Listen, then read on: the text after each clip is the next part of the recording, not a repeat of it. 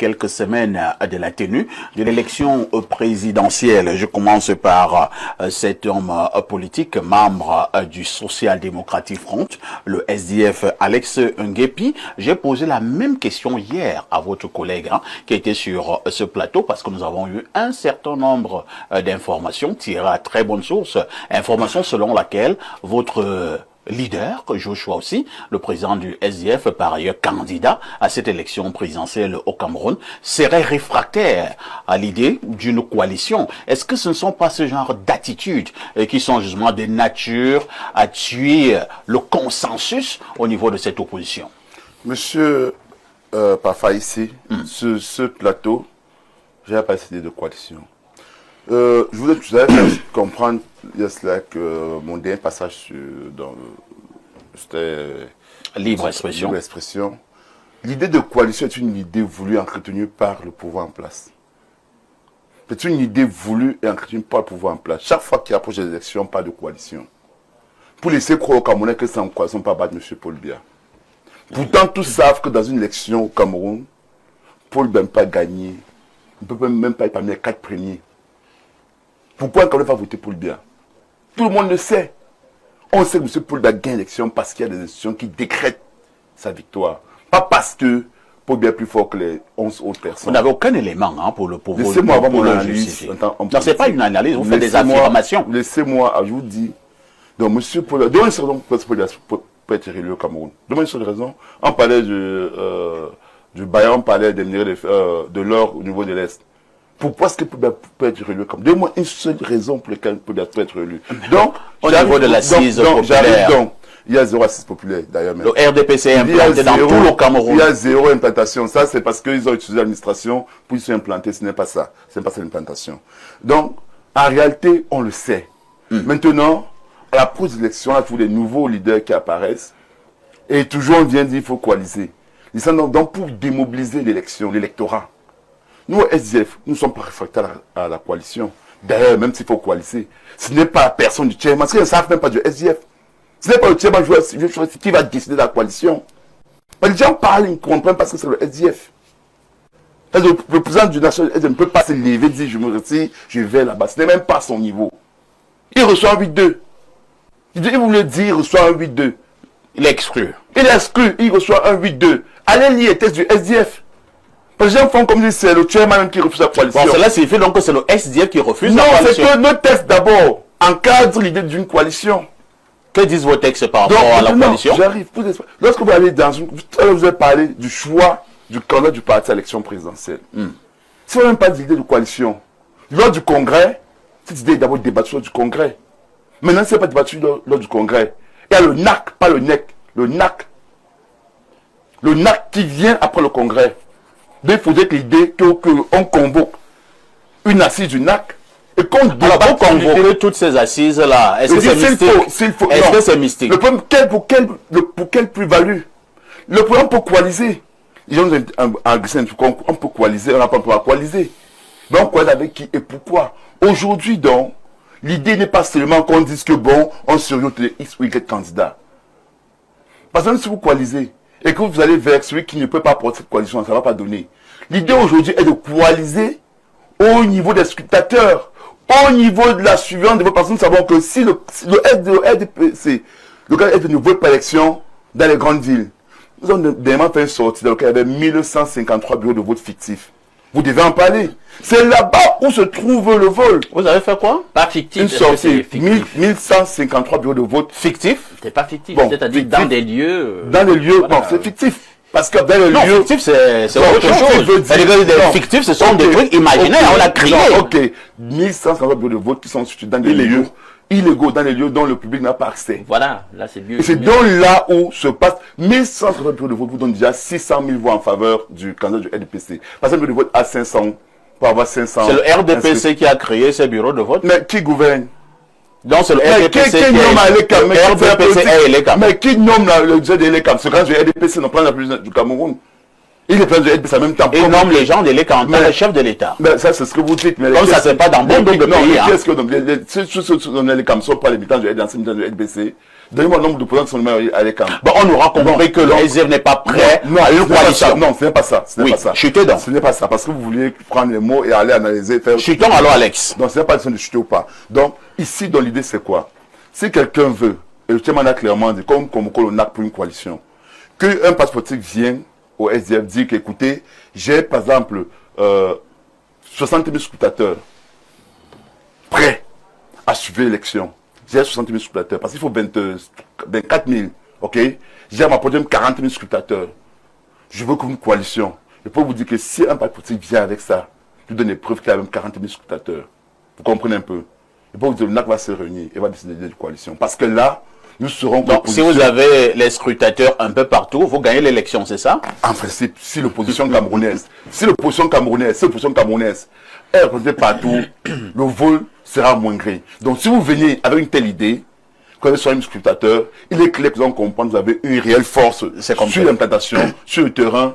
Mais les gens qui ne disent pas coalition, vous avez des partis, comme j'étais avec le petit de Pâle, qui est dans un cas d'hier, j'oublie son nom. Oui, mais il a un parti qui est dans un département. Et pas de coalition. Mais dis-moi, quelle a plus-value? Qu'ils nous disent qu'il a... Vous minimisez la force de Célestin Bédiki. Moi, je le minimise. J'assume. Vous parlez de Célestin Bédiki avec autant de légèreté. Pourquoi je fais une élection présidentielle? On doit être dans tout le bureau de vote. Monsieur Bédiki, c'est un vieux expérimenté dans cette politique. Monsieur Parfait ici. Oui. Sans tirer sur lui, qui vient nous dire qu'il a par exemple 20 000 bureaux de vote au nord. Là, c'est autre chose. Qu'il a par exemple 10 000 bureaux de vote au sud-ouest, sud-est et nord-ouest. Là, vous voulez dire que Bédiki ne représente rien. Donc, je n'ai pas la problème, c'est quoi? Parce que lui, il s'est attaqué au SDF hier en disant que non, on n'est pas parti. Là, il fait jamais l'idée. On vous dit clairement qu'on ne peut pas parler en coalition. Le problème, c'est que les gens doivent donner leur force réelle au niveau des scrutateurs, dire que la représentativité que nous avons, nous pouvons avoir 20 scrutateurs. Quand vous le dites, dans ce cas, on peut dire ok, on se met derrière vous. Et on vous a compris. Si vous n'avez pas cela, dans ce cas, coalisons donc nos forces. C'est-à-dire que, c'est-à-dire que si dans un parti, dans une zone précise, nous ne pouvons pas avoir des scrutateurs, et qu'un parti politique a des scrutateurs là-bas, on dit ok, vous allez donc représenter le position à cet endroit-là. Et là, on coalise, donc on fédère les forces. On a compris. C'est entre eux. C'est pourquoi faire groupe comme on a compris, Alex Nguébi. On dit qu'il faut aller vers un... Permettez à quelqu'un d'autre de prendre la parole parce que c'est un débat et non un monologue. Pierre Blérugnemec, naturellement, ce n'est pas la première fois que nous posons cette affaire de coalition sur notre table de débat, que ce soit à Espace Mini ou bien à Libre Expression. Ils sont nombreux également, ces Camerounais, durs comme fer, qui pensent que vu la force du RDPC, il serait très difficile d'avoir une victoire sur le candidat du RDPC si nous avons 11 individus et qui partent véritablement en leur nom propre pour combattre, entre guillemets, contre le candidat du RDPC. Et donc, l'idée d'une coalition serait meilleure. Alors, parfait, ici, il y a le professeur Mila Assouté qui a cité Albert Einstein hier. Et j'aimerais citer à nouveau parce que c'était très pertinent. L'idiotie consiste à refaire les mêmes choses dans les mêmes conditions et s'attendre à des résultats différents. Celui qui va gagner l'élection de 2025 s'appelle abstention. C'est lui qui a déjà gagné celle de 2018. Pourquoi? C'est simple. La psychologie de l'électeur, la voici. Si un électeur a l'impression que son vote ne va pas changer grand-chose, il ne se déplace pas. Et ils sont nombreux. Et pourquoi dans ce cas, ça ne va pas changer grand-chose? C'est parce que l'opposition va émietter. L'électeur voudrait aller RDPC, parti au pouvoir, contre un parti ou deux partis d'opposition. Et se dire l'opposition nous donne une alternative. Le discours que j'entends, les représentants du SDF formulés depuis hier et un peu avant, montrent bien l'idée que j'avais depuis le début. C'est-à-dire la classe politique camerounaise a été forgée par l'intelligentsia de Paul Biya. Paul Biya a formé une classe politique qui devait jouer le rôle d'opposition. Ah bon? Oui. Et quand les moments comme ceux-ci arrivent, les moments électoraux, ces gens, chacun joue bien sa partition. Et il a joué à fond. Et il la joue à fond. Monsieur le Alex SDF en Gopi, fait partie. Bien sûr, le SDF vient de vous dire que Bédigui ne vaut pas grand-chose. Oui, Bédigui ne vaut pas grand-chose. Mais plusieurs à côté de... Le SDF lui-même, du point de vue de l'élection présidentielle, ne vaut pas grand-chose. 3%, on doit fouetter un tel élève. Oui, c'est des élèves qu'on fouette. Donc, bon, parce que c'est même dans la docimologie, c'est les élèves nuls. Donc voilà des gens qui ont eu 3% et reprennent les mêmes expériences de la même façon. On comprend l'objectif. Et à la fin, je ne sais pas si le SDF est une secte ou bien une religion ou quoi. Il y a le NAG, il y a le NER, il y a le... Donc, c'est-à-dire, il y a le NOC pour faire une petite coalition pour plaire au peuple. Donc le SDF est au-dessus du peuple camerounais. C'est bien, il n'y a pas de problème. La chose est simple. Vous allez redonner à M. Paul Biya son mandat de 7 ans. Si Dieu le garde en vie, va terminer son mandat, il pourra entreprendre un autre mandat en 2032. Ou alors, le mandat pourra s'achever en cours et peut-être qu'il y aura autre chose. C'est sûr que ces discours qu'on entend déjà des partis majeurs, SDF et autres encore, augurent déjà les messes noires qu'il y a eu. C'est-à-dire que tu as parlé, moi je ne t'ai pas interrompu. Non, mais monsieur... Tu as parlé, non? Vous faites... Ou bien tu veux que l'émission finisse comme ça? Vous faites d'absurde. Laisse-moi donc... Parce qu'en fait, ce discours que vous tenez... Oui, laisse-moi... Ce que vous tenez, ce que vous tenez là, en fait... Ce que vous dites là, on comprend très bien que l'information comme cabinet civil pour découvrir l'électorat. Le cabinet civil n'a rien fait ici. Non, je vais donc te donner Le cabinet l'information. civil n'est en rien impliqué dans l'élection. Je vais donc te donner... En fait, son discours vise à disloquer l'électorat camerounais. Nous sommes clairs. Nous sommes clairs. Est-ce que l'électorat camerounais... Vous n'avez pas d'électorat. Même en 90, quand on parle de l'aide de coalition. Non, l'épaule là est fini. Vous comprenez un peu? Vous allez permettre, s'il vous plaît, Alex, vous allez permettre... C'est un discours qui est pensé par le pouvoir en place pour dire aux Camerounais que comme il n'y a pas eu coalition... Permettez donc à Bléreux de chuter. C'est ce que vous êtes en train de faire. D'accord, Bléreux va chuter. À supposer donc que Nguépi ait raison. Pourquoi ne pas faire plaisir pour une fois aux Camerounais en leur donnant un candidat unique? C'est-à-dire, voir si cette option échoue. L'option que vous indiquez là, vous l'avez fait plusieurs fois, elle a échoué. Moi, l'information que j'ai, donc, mais pas du cabinet civil, c'est que vous, le SDF, qui allez donc là-bas, dans ce cabinet que tu appelles, vous avez déjà vos postes de ministre qu'on vous a promis. Ah bon? Oui! Vous devez donc accompagner allègrement le jeu. Vous allez donc accompagner allègrement le jeu. 5 ans. Nous sommes parlé. Non, vous avez eu d'autres choses. Vous avez eu d'autres choses. Tu veux qu'on les cite? Monsieur Niemé. Vous avez eu des choses. Vous avez contrôlé des bateaux et autres. Vous avez eu des choses. Les Camerounais ne sont pas au courant. Si vous êtes on va dire. Donc, voilà donc monsieur Nguépi qui a Nguépi sera SP d'un ministre. Le ministère SDF étant déjà posé. On va donc... Vous allez donc jouer le petit jeu là et troubler l'élection présidentielle. Mais Personne ne vous écoute plus. l'élection présidentielle, l'élection présidentielle de 2025 connaît déjà ses vrais clients. Si donc, vous regardez bien la batterie de votre téléphone, comme quelqu'un disait. Si vous voyez même encore 3%, c'est que c'est vraiment la batterie du téléphone. Monsieur Pafan, non, c'est pas vous qui avez la parole. Juste une seconde. Pour dire ça. Pour dire quoi? Que monsieur... Non, ce que je dis, c'est que vous êtes peuple camerounais. Non, le peuple camerounais vous a donné 3%. Vous n'avez qu'une seule voix. Le peuple camerounais vous a donné 3%. 3% en consultant. Non, pas ma qualité de consultant. C'est aberrant parce qu'on ne peut pas venir parler la qualité de l'homme. C'est un débat. À un moment, je juge pas ma qualité de consultant. Non, je juge parce que maintenant si je commence à te le juge, tu es un mauvais communicant. Parce que vous parlez de mauvais français. Comment le SDF, tu ne même pas anglophone. Nous sommes avant le SDF avoir un communicant comme toi. C'est votre droit. Non, s'il vous plaît. S'il vous plaît. Allons nous parler. Vous êtes dans le c'est le rôle de nos petits jeux. Le petit jeu. Non, je n'ai pas qu'une seule voix. Je n'ai pas qu'une seule voix. J'ai beaucoup de voix. Est-ce que le droit nous calme? Tu n'es même pas suivi. Toi, tu es pas qui? Toi, tu n'es pas. Vous venez dire que la batterie de on va diviser même les trois pour ça. Même pas le non, il n'y a plus de SDF. Ça, c'est le petit jeu là. Est-ce que nous pouvons SDF au gouvernement? Ce n'est pas le non, vous nous permettez à nous d'avoir la parole. Le petit jeu, s'il vous plaît.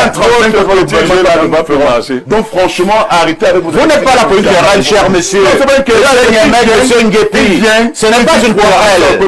Voilà, nous sommes calmes là. Nous sommes calmes. Une seule voix. Nous sommes calmes. Arrêtez de vous.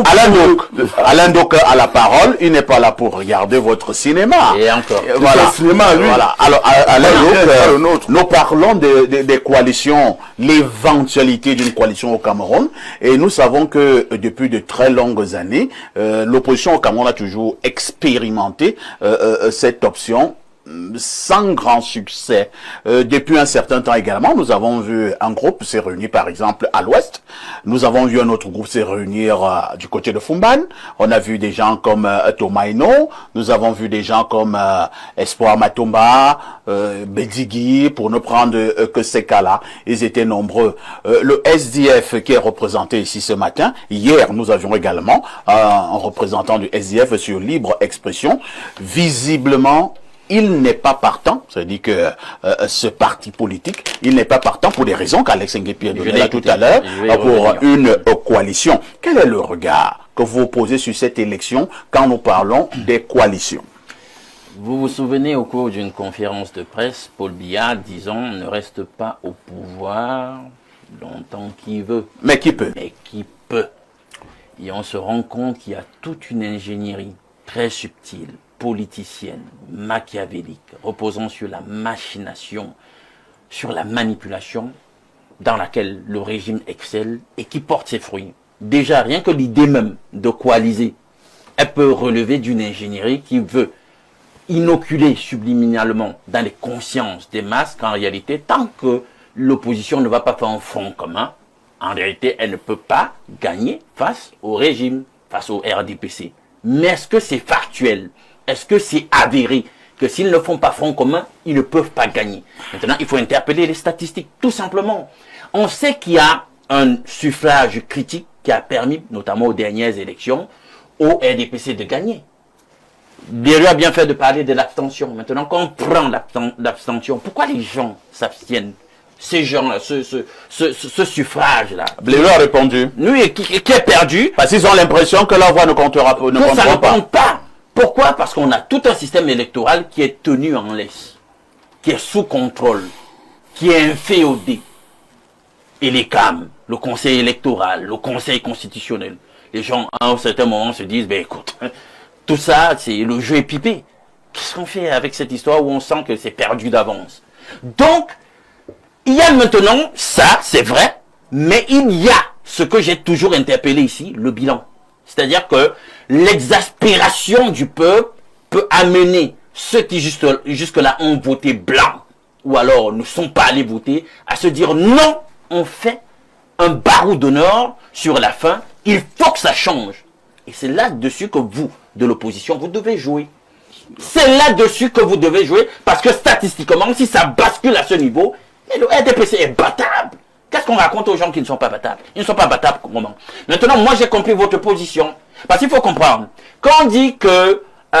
faut savoir que le régime maîtrise machiavéliquement tout le système. Donc même si vous décidez aujourd'hui de rentrer dans la dynamique de la coalition derrière un seul homme, une seule figure, une seule personnalité, moi je vous dis que le régime est assez fort, assez subtil, assez machiavélique pour briser même cet élan, pour qu'on revienne à l'émiettement. Ils ont ce qu'il faut pour qu'on en vienne là. Donc maintenant, qu'est-ce qu'il faut donc, M. Nguepi? Vous êtes sur une coalition sur la base de la mutualisation des forces pour contrôler le vote. Donc vous restez fidèle donc au slogan qui dit allez voter massivement et veillez à ce que vos votes soient surveillés. Et là, c'est aussi une bonne approche. Je ne peux pas blâmer ça. J'espère donc que ça pourra le faire, qu'il y aura donc un maillage de l'ensemble du territoire, de tous les bureaux de vote, pour que un minimum de transparence soit garanti, même dans un contexte où le jeu est pipi, à mon sens. Merci. Hein. Repartons rapidement du côté de la messagerie. Salut Bic Perfetto, Blériot et Perspicas. Il touche où ça fait mal tout en étant serein. Que Alex Nguepi calme ses nerfs. Il a attrapé le courant. La seule chance pour l'opposition, c'est la coalition. Ancien et Kane a dit hier qu'ils vont dénoncer tous ceux qui s'y opposent. Et certains politiciens doivent cesser de faire semblant. Nous partons du côté du 213. Il s'agit là de l'Algérie. Bonjour parfait ici, le coaliseur du journalisme au Cameroun. Retenez bien ceci perfecto. En 2027, au plus tard, 2028, il y aura de nouvelles élections présidentielles au Cameroun et Kamto sera président. Ah, vous êtes un nouveau marabout là. Voilà ce qui va se passer. D'ici un an, il y aura des élections municipales et législatives et le MRC va rafler presque toutes les mairies et les postes de députés. Merci. Hein. Un autre message. Bonjour à vous en studio. S'il vous plaît, demandez aux invités de respecter les prises de parole entre eux. Allons maintenant au plus 33, c'est la France. Bonjour à tous, s'il vous plaît, parfait. Dites aux populations de Kambélé que j'ai quelques essaims d'abeilles et de guêpes que je peux leur livrer en cas de besoin. Pour la facture, nous en reparlerons. C'est curieux. Merci. Bonjour, monsieur Parfait ici. Avec un communicateur comme Alex Nguepi et le refus de l'idée de la coalition, nous comprenons que définitivement, mais les suspensifs. Le SDF s'enfonce. C'est Dr Jeannette Ngo et Logan qui envoient ce message. Un autre message ce matin. Bonjour parfait ici, ainsi qu'à votre panel. La coalition est impérative au Cameroun à cause des multi-ethnicités. Donc, l'objectif, c'est la coalition entre les partis du Nord, Sud et Ouest. Là, les Camerounais vont se sentir concernés. Quand ni John Frondi, oh là là, qu'est-ce qu'il voulait dire là? Quand ni John Frondi est battu en 1992, on a parlé d'Anglo-Bami. En 2018, le MRC se bat, on dit Bamileke. Donc, pour éviter que les Camerounais aient l'impression que c'est l'affaire des tribus, regroupez-vous. Je propose que monsieur Monseigneur Cléda réunisse les 11 et sorte un candidat. C'est Brice de Mbalmayo qui envoie ce message. Une autre préoccupation. Bonjour à tous. Juste pour dire que si Kamto ne se prononce pas avant la fin de ce mois, il sera clairement un traître pour les Camerounais avertis. Alex Nguepi, vous suivez quand même la majorité des téléspectateurs hein, qui disent que la coalition est plus qu'impérative. Vous savez, ce qui se passe, c'est quoi? C'est que je vous dis, et il a si bien illustré, 2018, l'opposition camerounaise a eu 29%.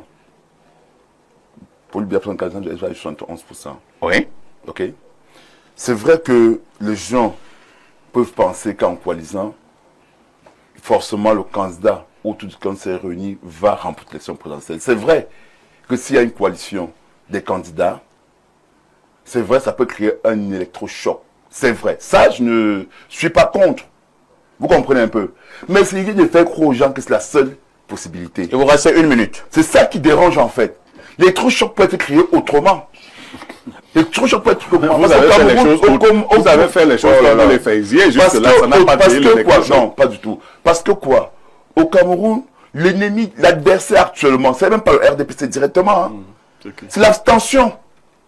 Et l'abstention n'est pas forcément ce qu'on choisit. Non, mais c'est qu'il veut faire croire que pour l'abstention, il faut forcément... Mais il y a un seul téléspectateur qui est allé dans ton sens. Non, monsieur... Pourquoi vous faites ça? Monsieur... Pourquoi tu fais... Je pas ce n'est pas ça. C'est les votants là. Non. Tu as dit que j'avais une seule voix. Tu as vu les voix que j'ai. Toi, tu as eu combien de voix là? Quand on votait là, les téléspectateurs sont des fans. Un seul téléspectateur. Alors toi, tu as un fan. Et ton église, toi, tu as un fan. On n'embrouille pas. On connaît ça. Ce sont mes fans. Donc, je peux dire à mes fans d'aller voter. C'est mon beau-frère qui a fait ça. Non, c'est toi qui as commencé à faire des attaques à lui-même. C'est d'abord mon beau-frère ça. Voilà, maintenant il parle, pardon, laisse d'abord. Et pour vous nous déranger là. D'abord il vient me déranger. Bon là je suis Alex. Donc je dis, est-ce que tu as trouvé quelqu'un qui est fan d'Alex? Oh là là. J'avais cherché. Voilà. Non, il m'embrouille, il ne parle pas, qu'il vient, il veut aussi faire la même chose qu'elle va son temps de parole. Voilà, je vous dis, n'est-ce pas? Aujourd'hui, ce qui est important, c'est que les 8 millions